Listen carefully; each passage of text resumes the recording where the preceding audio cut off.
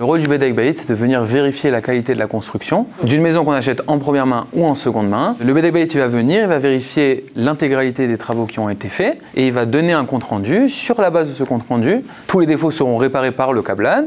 En cas de refus du Kablan, on peut être amené à aller au tribunal et à l'attaquer sur la base du montant du compte rendu.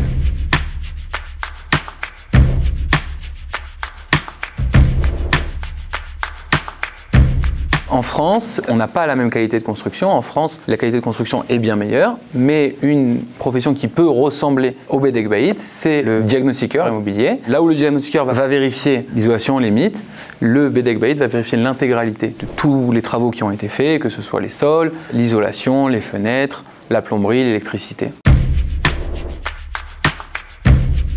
Prendre un Bedek Bayit, c'est important parce qu'on a tellement sorti d'argent pour acheter une maison qu'on veut une maison qui est carrée, sans défaut. Si j'achète une voiture, je veux que ma voiture n'ait pas de problème, c'est-à-dire je ne veux pas juste qu'elle paraisse bien, je veux que l'intérieur, qu'il n'y ait aucun problème dans ma voiture. De la même manière pour une maison. J'ai mis 2 millions, 3 millions, 4 millions de shekels pour acheter ma maison.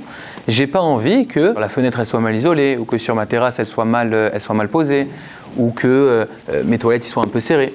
Ça c'est dans le cas où il y a des petits problèmes, et j'ai pas envie non plus des grands problèmes, comme des infiltrations d'eau, comme des infiltrations d'odeur.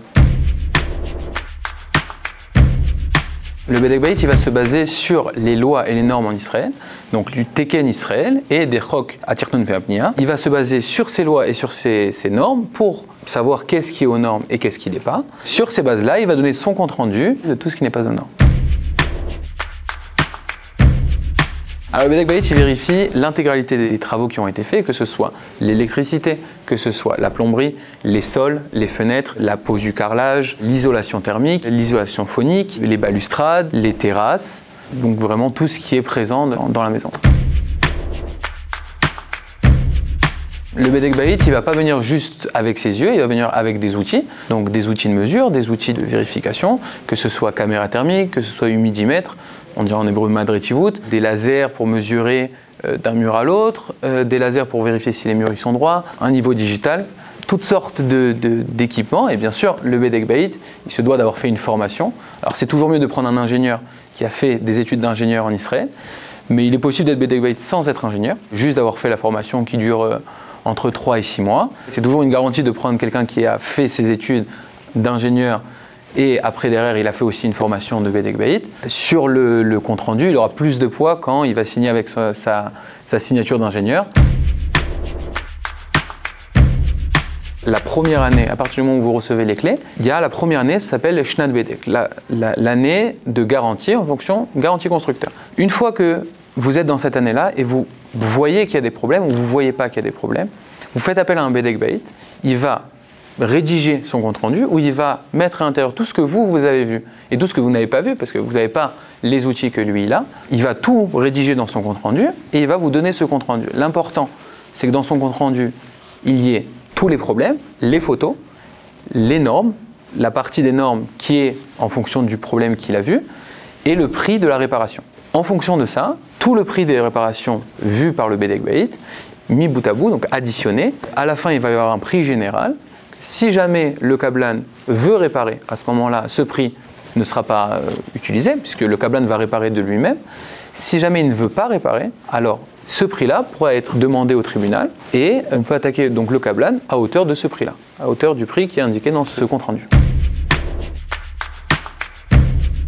En général, puisque les acheteurs sont dans leurs droits, ils ne demandent pas des choses extraordinaires, ils demandent juste que ce qu'ils ont acheté, c'est ce qu'ils reçoivent. Et lorsqu'il y a des défauts, on veut que ça soit réparé. Et souvent, le juge va aller du côté de l'acheteur, puisque déjà, il lui a donné la possibilité au Kablan de réparer. C'est-à-dire qu'il lui a donné le compte-rendu, il lui a demandé « répare-moi les problèmes qu'il y a ». Le Kablan ne veut pas, donc le Kablan est malhonnête, il ne veut pas réparer. On va aller au tribunal, et devant le tribunal, très souvent, alors c'est possible que ce ne soit pas sur l'intégralité de la somme, disons qu'il y a 100 000 shekels de travaux, c'est possible que le juge trouve que ici c'est un peu exagéré, ou ici c'est pas vraiment un défaut, c'est possible qu'il descende un peu le prix, autour de 70 80 000 shekels, mais très souvent l'acheteur a gain de cause au final. Aujourd'hui, il y a de plus en plus d'Israéliens qui utilisent ce service. Il y a beaucoup de Bedek Bayit israéliens. Si on peut donner une estimation, il y a à peu près 80% des gens qui achètent une maison qui passent par un Bedek Bayit, qui passent par quelqu'un qui va vérifier. Pas juste quelqu'un qui s'y connaît un peu en travaux, mais bien quelqu'un qui a fait cette formation et qui va faire ce compte rendu. Malheureusement, chez les Français, c'est moins connu. Donc très souvent, l'acheteur français qui ne parle pas forcément la langue, qui n'arrive pas forcément à se débrouiller avec le Kablan, il a acheté sur plan il y a plusieurs années, il y a 2, il y a 3 ans, lui il veut juste recevoir sa maison et rentrer dans la maison. Très souvent il ne va pas aller faire appel au Bedek Bayit parce qu'il simplement il ne connaît pas la possibilité de ce travail parce qu'il n'a pas l'équivalent en France. D'ailleurs, le Tertun a fait une étude publiée dans The Marker, c'est un journal qui est assez connu en Israël, où ils ont vérifié 6000 maisons et appartements. Et sur les 6000 maisons et appartements, il y a 6000 maisons et appartements qui sont problématiques. Donc ils sont arrivés à la conclusion que 100% des maisons qui sortent aujourd'hui sur le marché israélien sont problématiques. Alors, il y a des petits problèmes qui ne coûtent pas énormément d'argent de les réparer, et il y a des énormes problèmes qui peuvent aller même jusqu'à rendre la maison impraticable. On ne pourra pas habiter dedans. Alors ce service coûte entre 1500 et 7000 shekels sur le marché israélien. C'est vrai que ça paraît cher, mais en proportion au prix d'un appartement, c'est pas excessif. Par ailleurs, c'est des travaux qui devront être faits, quoi qu'il en soit, parce que c'est des défauts, soit c'est des petits défauts qu'on peut s'en passer, soit c'est des défauts énormes, isolation de fenêtres. On ne peut pas vivre dans une maison où la fenêtre elle est mal isolée, où la chaleur elle rentre, la chaleur elle sort. Si jamais il n'y a pas cette vérification qui est faite, et que après 1 an, après 2 ans, c'est le propriétaire qui se rend compte qu'il y a des problèmes, c'est lui qui va devoir payer ses travaux, et c'est plus le Kablan. Alors que c'est un problème qui a été fait par le Kablan. Alors choisir un bon Bedek Bayit, il faut voir d'abord ce qu'il a fait avant, quelle formation il a, est-ce qu'il est ingénieur ou est-ce qu'il n'est pas ingénieur, est-ce qu'il a le BTS ou est-ce qu'il n'a pas le BTS, quelle formation il a fait pour vérifier les défauts.